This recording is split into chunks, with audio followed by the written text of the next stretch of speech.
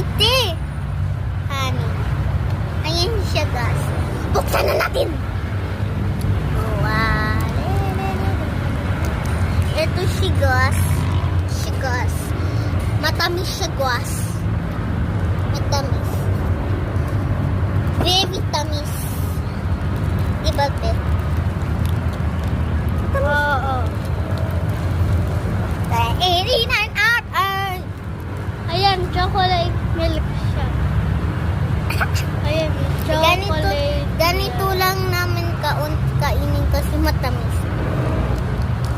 Kaya nga, wala pa naman kaming dalang tubig.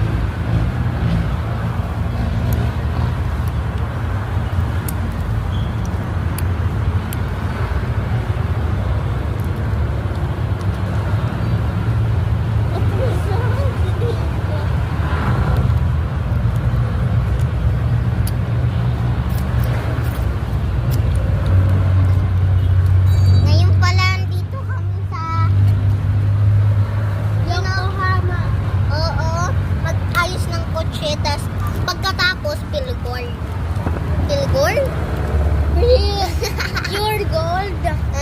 Mag-grocery. Pilipino, guys.